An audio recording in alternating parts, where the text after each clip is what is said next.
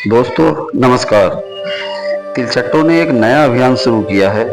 स्कूलों का इंस्पेक्शन करेंगे। क्यों भाई? आप इंस्पेक्टर ऑफ स्कूल्स हो, आप डिस्ट्रिक्ट कलेक्टर हो, आप जनप्रतिनिधि हो। क्या आपके पास अधिकार है कि आप स्कूलों को जाकर निरीक्षण कर सकेंगे? सरकार को इसको सख्ती के साथ तुरंत रोकना चाहिए। आप जानते हैं कि इसके क्या दुष्परिणाम हो सकते हैं। यह अभियान कितना खतरनाक हो सकता है। कल को 4 लफंगे इकट्ठे होंगे और किसी भी स्कूल में जाकर सर्च अभियान के नाम पर लड़कियों को छेड़ेंगे तो क्या करोगे? कल को कोई घटना अगर इस तरह की हो गई कि 10 लोग पहुंच गए कि हम तो कॉकरोच हैं। कॉकरोच वो गटर में जो रहते हैं और स्कूल में घुस जाएंगे और वहां बच्चों को डिस्टर्ब करेंगे, मानसिक रूप से डिस्टर्ब करेंगे। आपको पता है बचपन कितना नाजुक होता है, उनके मन पर किसी भी बात का कितना प्रभाव पड़ता है। आप कोई साइकियाट्रिस्ट हो कि उनकी साइकोलॉजी का ध्यान रखोगे। और दूसरी बात इससे भी खतरनाक हो सकती है, कल को 5-7 लोग जाएंगे किसी भी स्कूल में और कहेंगे प्रिंसिपल साहब आपके स्कूल में तो बहुत गड़बड़ है, हम इसकी रील बनाकर पूरे देश में प्रसारित करेंगे यूट्यूब पर और आप बहुत बदनाम हो जाओगे, सस्पेंड भी हो सकते हो। वरना जरा एक गड्डी आने दो हमारी जेब में। क्या कर रहे हो भैया? सरकार क्या कर रही है? स्कूलों का निरीक्षण करने जाएंगे। हालांकि कल राजस्थान में इनका ठीक से इलाज हो गया, आधा अधूरा हुआ है, मगर फिर भी एक दिशा मिल गई है इन्हें कि लोग आपकी इस ड्रामेबाजी से प्रभावित नहीं हुए हैं। आम जनता प्रभावित नहीं हुई है। आम जनता में आपकी छवि बहुत ही घटिया और देश विरोधी वाली है। देश में आगजनी और उपद्रव करने वाले तत्वों के रूप में आपकी पहचान कर ली गई है। किसी गलतफहमी में मत रहना। और वो अभिजीत दीपके है, महाराष्ट्र के एक स्कूल के अंदर बैठा हुआ है और बच्चों को कॉपी खोलकर बुलडोजर दिखा रहा है, उनसे सवाल कर रहा है। अभिजीत दीपके जी, स्कूल तो झारखंड में भी हैं, स्कूल तो हिमाचल प्रदेश में भी हैं, स्कूल तो पंजाब में भी हैं, स्कूल तो दक्षिण भारत में भी हैं। आपको केवल भारतीय जनता पार्टी के राज्य ही क्यों मिलते हैं निरीक्षण करने के लिए? झारखंड के लोग जब चिल्ला रहे थे तब तो आपको टाइफाइड हो गया। अरे मुझे टाइफाइड हो गया है, मैं कैसे जाऊं? झारखंड नजदीक है कि महाराष्ट्र नजदीक है? महाराष्ट्र कैसे पहुंच गए झारखंड की बजाय? एजेंडा लेकर चलोगे, इस देश के लोगों को पता नहीं चलेगा कि आपका एजेंडा क्या है। मूर्ख समझते हो लोगों को। वो राका राजस्थान में अपनी पृष्ठभूमि बना रहा है और ये महाराष्ट्र में अपनी जमीन बना रहे हैं। और वो सौरव दास बेचारा नेपाल का है, उसे तो समझ में ही नहीं आ रहा है कि मैं कहाँ जाऊं। नेपाली तो देश में एक अनुशासन होता है, एक व्यवस्था होती है। आप जाकर डीएम से शिकायत कर सकते हैं कि आप स्कूलों का निरीक्षण कीजिए, स्कूलों में ये कमी है। आप स्कूल का निरीक्षण नहीं कर सकते, कल को तो आप डीएम ऑफिस में जाओगे और कहोगे कि हमें आप अपनी फाइलें दिखाओ, कितने हथियारों की फाइलें आपके पास पड़ी हैं और क्या क्या आपके पास रिकॉर्ड हैं, वो सब हम चेक करेंगे। कल को आप मुख्यमंत्री कार्यालय में जाओगे कि कहोगे कि हम कॉकरोच हैं, हमको अधिकार है, हम यहाँ जांच करने आए हैं। पुलिस के कार्यालय में जाओगे, एसएसपी से पूछोगे कि क्या क्या कार्रवाई हो रही है। बाप का राज है क्या? सोरोस ने पढ़ा लिखा कर भेजा तो इसका मतलब ये नहीं है कि पूरे भारत में तुम्हारी सत्ता हो गई है। दिल्ली में चल गई तुम्हारी गुंडागर्दी, जरा यूपी में तो करके दिखाओ, पता चल जाएगा कि औकात क्या होती है।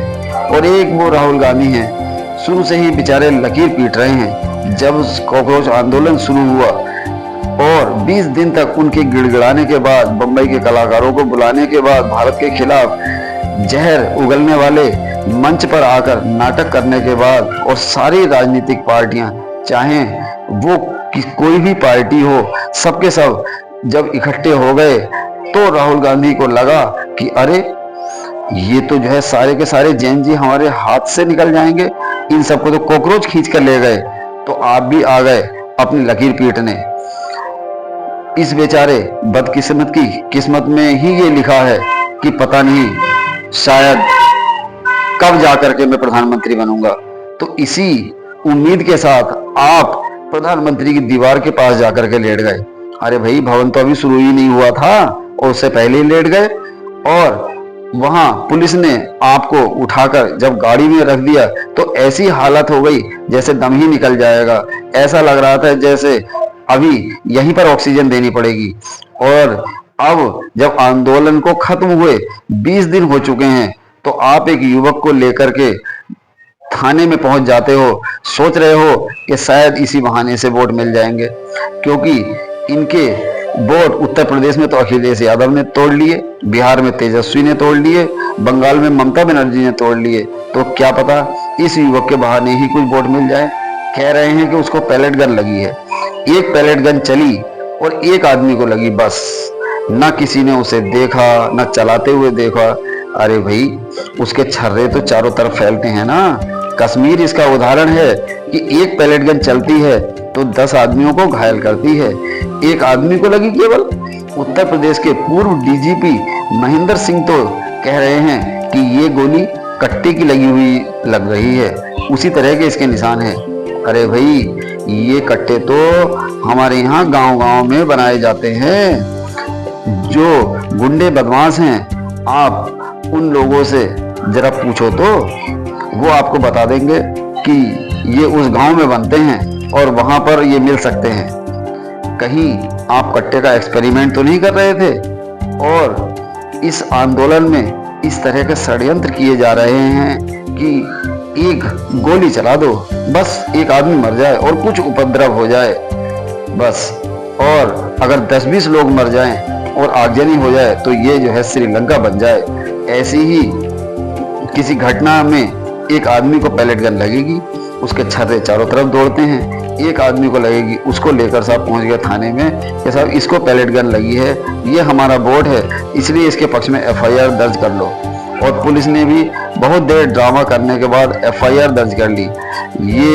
ये लोग इस देश के लिए अभिशाप है, बहुत बड़ा अभिशाप है। इनके चलते देश को कितनी बदनामी झेलनी पड़ रही है और कितनी शायद झेलनी पड़ेगी, इसकी आप कल्पना नहीं कर सकते।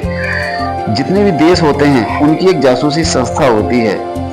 भारत में रॉ है, इसी तरह की और भी सभी देशों में हर तरह की इस तरह की एजेंसियां होती हैं जो कि विदेशी राजनेताओं के बारे में सब पता करती रहती हैं। भारत के विपक्षी नेताओं के बारे में क्या चल रहा है, उनकी विचारधारा क्या है, कल को विपक्षी पार्टी भी सत्ता में आ सकती है, उसकी सोच क्या है, ये सब कुछ रिकॉर्ड हमारे देश की संस्था रॉ रखती है।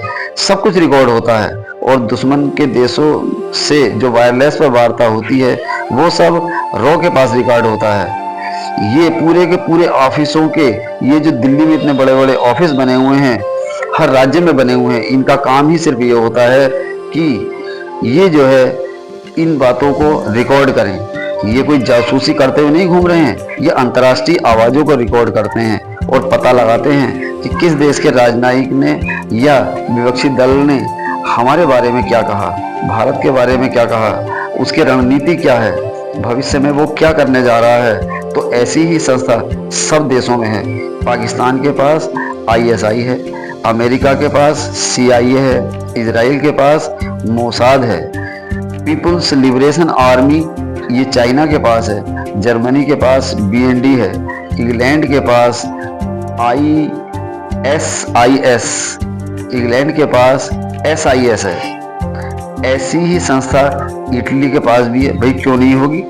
इटली एक अच्छा भला मजबूत विकसित देश है, तो इटली के पास भी संस्था है और उसका नाम है AISE। AISE नाम की संस्था पूरी दुनिया में हमारे विरोध में क्या कहा जा रहा है, हमारे पक्ष में क्या कहा जा रहा है, उसको रिकॉर्ड करती है। अब जब उन्हें पता चलेगा कि भारत का में सबसे लंबे समय तक सत्ता में रहने वाली और सबसे पुरानी पार्टी के नेता राहुल गांधी इटली का विरोध नहीं कर रहे हैं, किसी प्रकार की राजनीतिक विरोध नहीं कर रहे हैं, बल्कि उनके देश की प्रधानमंत्री के बारे में अश्लील और छिछोरी तरह की मजाक उड़ा रहे हैं, और वो भी तब जब उनकी ननिहाल भी इटली में है। तो क्या प्रभाव पड़ेगा? अरे भाई, राहुल गांधी की छवि पर तो क्या प्रभाव पड़ेगा हमें नहीं पता, मगर भारत की छवि पर क्या प्रभाव पड़ेगा? भारत में ऐसे लोग रहते हैं जो इटली की महिला प्रधानमंत्री के खिलाफ ऐसे अभद्र बातें सुनना बिल्कुल भी पसंद नहीं करेंगे। अरे भाई, आपने देखा है कि दो तरह के पागल होते हैं। एक पागल वे लोग होते हैं जो लोगों का सिर फोड़ते फिरते हैं, पत्थर मारते फिरते हैं, और एक पागल वो होते हैं जो अपनी ही मगन में रहकर घूमते रहते हैं। सारांश यह है कि अगर आप राष्ट्रवाद के समर्थक हैं तो मेरी बातों के बारे में गंभीरता पूर्वक विचार करें, मेरी बातों को सुने और उन पर मनन करें। राष्ट्रवाद के समर्थक लोगों को शेयर करें, फॉलो करें। तो दोस्तों, इसी के साथ मैं अपनी बात समाप्त करता हूँ। जय हिंद, जय भारत, वंदे मातरम।